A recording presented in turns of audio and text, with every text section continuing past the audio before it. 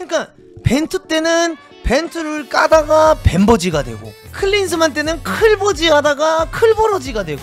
하나만 해라, 하나만. 아니면 정확히 스탠스를 딱 가운데로 가져가든가. 잘한 거 잘했다고 하고 못한 거 못했다고 하고. 극단적이니까 힘든 거야. 매번 말하지만 이 홍 감독님이 쓰고 있는 전술이 어마어마하고, 홍 감독님이 쓰고 있는 전술이 막 드라마틱하게 매력적이고 막 이 전술이 엄청 막 와할 전술은 아니야. 왜? 우리가 벤투를 겪었기 때문에.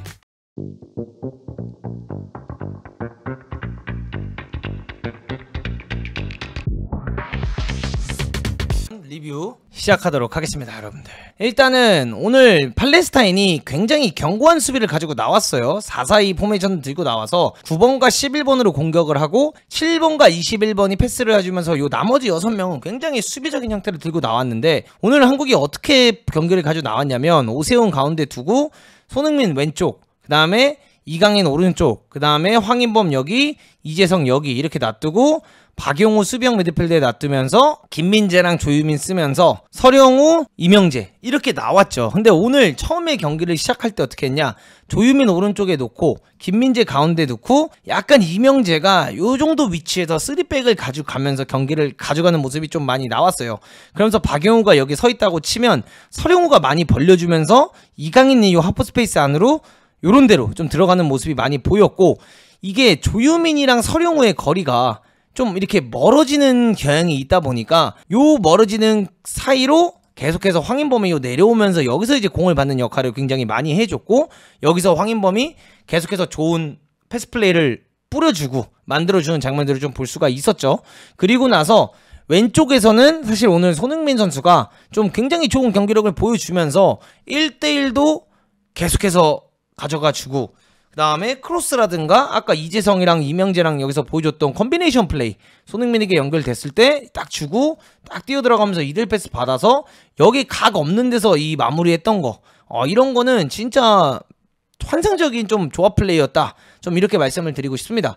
그리고 오늘 이 팔레스타인을 여러분들 보시면 아시겠지만, 그러니까 팔레스타인이 정말 수비력도 그렇고 이런 게 단단한 팀이 맞아요. 근데 오늘 이거를 상대로 굉장히 좋았던 것 중 하나는 뭐였냐면, 이 변형 백스리를 가져가는데 어그로를 오른쪽으로 끕니다. 어그로를 오른쪽으로 끌어서 상대가 많이 끌려오게 만든 다음에, 이 상대가 많이 쫙 끌려와 있을 때 빠른 전환을 통해서 손흥민 1대1 가져가 주기에는 이런 플레이가 굉장히 초반에는 많이 좋았고, 그 다음에 손흥민이 오히려 안쪽으로 들어가면 이명재가 공을 가지고 나간다든가, 그래서 이명재가 여기서 올려주는 크로스라든가 이런 것도 오늘 좀 굉장히 좋았다, 이렇게 전 좀 말씀드리고 싶어요. 그래서 오늘 경기를 보면서 사실 가장 경기를 잘했던 선수들을 뽑아보라고 하면 뭐 손흥민 왼쪽에서 기가 막혔고, 그 다음에 이명재 솔직히 오늘 MVP급 퍼포먼스 좀 보여줬다라고 생각을 하고, 그 다음에 오늘은 솔직히 김민재보다 조유민이 더 깔끔한 플레이를 좀 보여줬다라고 생각을 해요. 그래서 실점 장면에서 사실상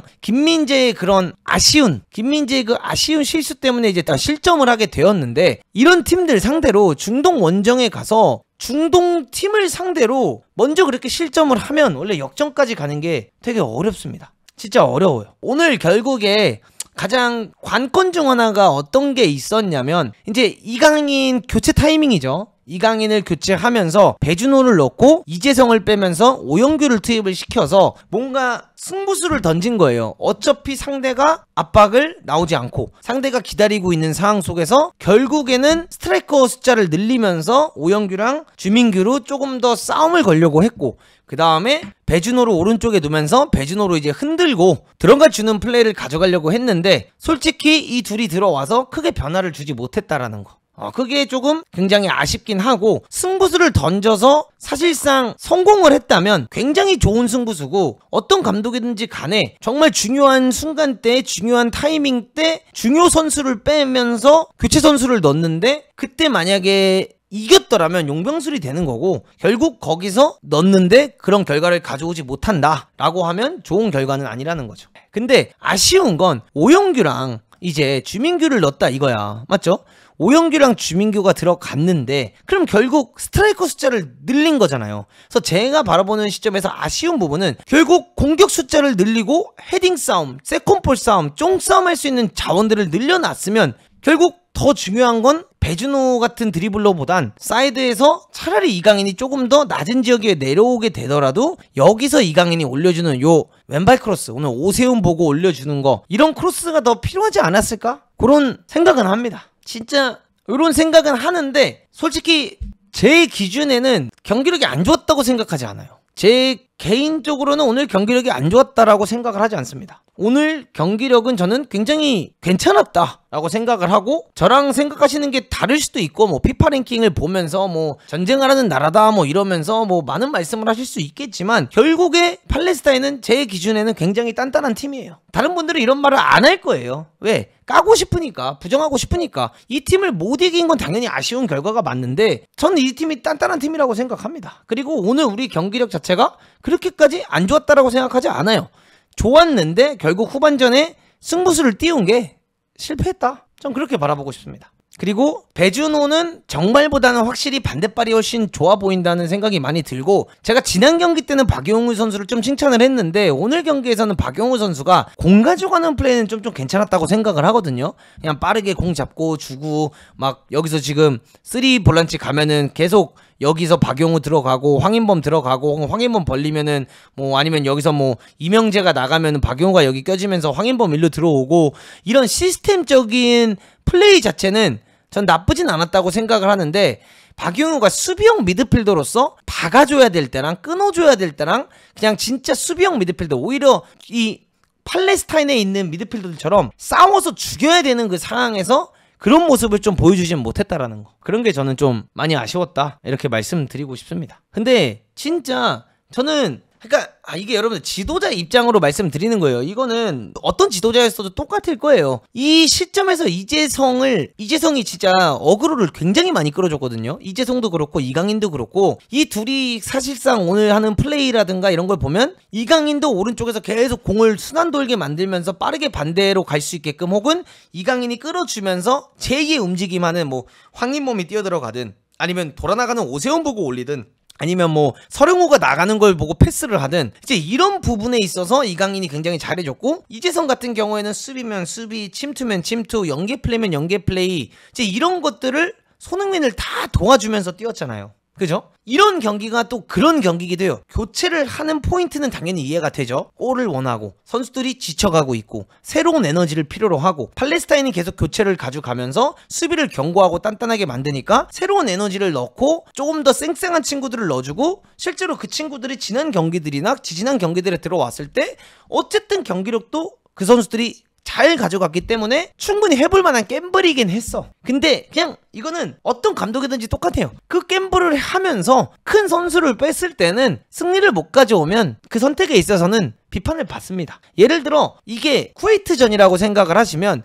쿠웨이트전에서 만약에 손흥민을 2대1 상황에서 뺐어. 근데 그걸 쿠웨이트한테 2대2로 비겼어. 그러면은 그 손흥민을 뺀 선택이 비판을 받는 선택이 되는 거고, 만약에 여기서 손흥민을 뺐는데도 불구하고 배준호가 들어와서 골을 넣으면서 3대1로 이기면 굉장히 좋은 교체라고 평가를 받는 거고, 저는 딱 그렇게 생각을 합니다. 그러니까 이게 우리는 아직 이런 게 너무 많아요. 그냥 상대 이름만 보고 상대의 뭔가 그런 딱 네임 밸류만 보고 평가를 하는데, 축구라는 게 그렇게 쉬운 게 아니잖아요. 그러니까 축구라는 것 자체가 단순히 그냥 이 팀의 이름만 듣고 그 피파 랭킹만 듣고 이 팀을 평가하기는 굉장히 어려운 시대입니다. 인도네시아가 사우디를 잡잖아요, 여러분들. 그러면은 사우디 감독은 나가 죽어야 됩니까? 아니에요. 축구라는 게 그런 게 아니에요. 오늘 경기에서 만약에 우리가 경기를 주도하지 못하면서 팔레스타인한테 두들겨 맞았다라고 하면 이제 그 부분에 있어서는 비판을 해야 되고,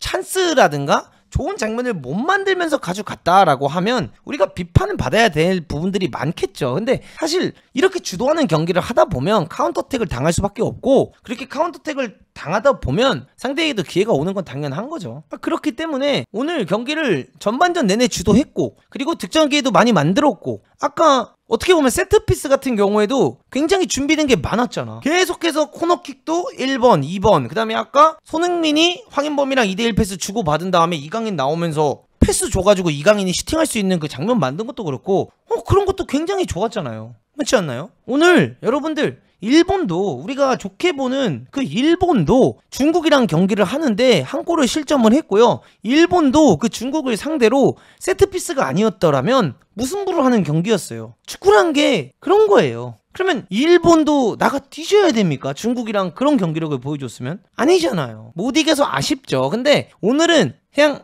어떻게 맨날 한 선수가 매번 잘할 수만 있겠습니까? 잘하는 날이 있으면 못하는 날이 있는 건데 오늘은 김민재 선수가 아쉬운 실수들이 몇 가지 있었어. 근데 충분히 그럴 수 있는 게 지금 이 선수도 피로도부터 시작해가지고 이런 게 분명히 많을 수밖에 없기 때문에 그런 실수가 있었죠. 근데 그런 실수가 있으면 칠 수 있는 거고 비길 수 있는 거라고 저는 생각을 합니다. 근데 어쨌든 간에 그 선택적인 선택 부분에서 오늘 개인적으로는 이강인을 뺐을 때, 이재성을 뺐을 때 그 둘을 왜 투입했는지에 대한 의도는 알겠으나 그 의도가 결과론적으로 성공적인 카드가 되지 않았다. 그 정도? 그리고 어쨌든 6경기 4승 2무. 저는 특히나 2연속 중동 원정 저는 좋은 결과였다라고 생각을 합니다. 근데 그런 카드가 본인이 선택한 그 카드가 안 맞으면 결국 그건 감독의 선택인 거고 감독이 그 카드가 안 맞으면 이제 느끼겠죠. 아, 이 타이밍에는 이런 카드는 어울리지 않는구나. 근데 저는 진짜 그렇게 생각을 합니다. 다른 조였으면 솔직히 3위 밑으로 떨어졌을 거 이렇게 말씀하시는데 여러분들 그러니까 제가 그냥 여러분들에게 팩트 체킹 한번 말씀드리겠습니다. 여러분들이 물고 빠는 르나르는 인도네시아한테 2대0으로 졌고요. 좋은 감독들인 거 맞아요. 그들 너무 좋은 사람들인 거 맞는데 그들도 새로운 팀에 가면 이렇게 어려워한다는 거야. 그들도 새로운 팀에 가면 이렇게 어려운 시점들을 겪는다는 거야. 근데 그런 걸 겪지 않고 4승 2무를 하고 있는 건 잘하고 있다는 거예요. 그러니까 지금 전술이 없다라고 말씀을 하시는데 도대체 전술이 뭐가 없어요 이게. 저 이게 진짜 궁금해서 그래요. 도대체 어떤 부분이 전술이 없는 거예요. 4승 2무의 상대가 누군지가 중요한 거 아닌가요? 그 누군지가 중요한 게 아니라 3차 예선이 쉬었던 적이 없습니다. 6경기에서 무조건 6승을 해야지 잘한 겁니까? 왜 그러세요 도대체? 어떻게 6경기에서 6승을 합니까? 저는 그렇게 생각을 합니다. 오늘 경기력 자체는 나쁘지 않았으나 마지막 선택이 안 좋았고 그 결국 선택을 한 이유는 알겠지만 그 선택이 안 좋으면서 점점 더 기대감이 쌓여야 되는 시간대에 더 우리가 무언가를 바라봐야 되는 시간대 한 골을 더 득점을 원해야 되는 시간대가 너무 이렇게 아쉽게 식으면서 끝났다라는 거. 너무 아쉽게 그냥 싹 식었어. 막 이렇게 막 불타오르고 있었어. 왠지 골 들어갈 것 같고, 왠지 막 뭔가 될 것 같고, 점점 뭔가 좋아지고 있는데, 될 것 같은데 하다가 교체를 하면 이게 더 불타올라야 되는데 그냥 싹 식었다는 느낌이라고 해야 되나? 허구날 벤투 까다가 벤투가 우루과이한테 기가 막힌 경기력을 보여주니까 죄송하다고 사과하는 거야. 맨날 클린스만의 좀비 축구 죽여준다 야 진짜 이거 진짜 감동 드라마가 있다 물고 빨다가 이 개놈의 새끼 하는 거야. 제가 맨날 말하잖아요. 4연패한 과르딜라는 나가 죽어야 되냐 그러면? 4연패한 과르딜라는 나가 죽어야 돼? 그러니까 벤투 때는 벤투를 까다가 벤버지가 되고 클린스만 때는 클버지 하다가 클버러지가 되고 하나만 해라 하나만. 아니면 정확히 스탠스를 딱 가운데로 가든가 잘한 거 잘했다고 하고 못한 거 못했다고 하고 극단적이니까 힘든 거야.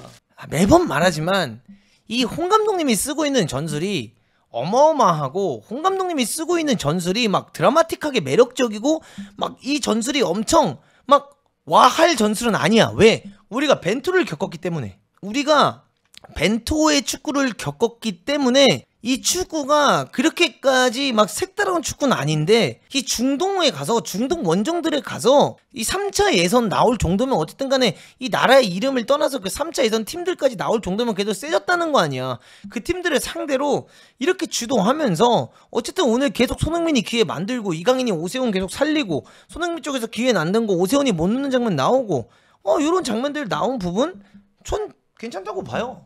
그러니까 지금 홍보 감독님이 구사하고 있는 이 축구가 벤투 축구의 상위 버전은 아니야. 근데 그렇다고 하위 버전은 아니에요.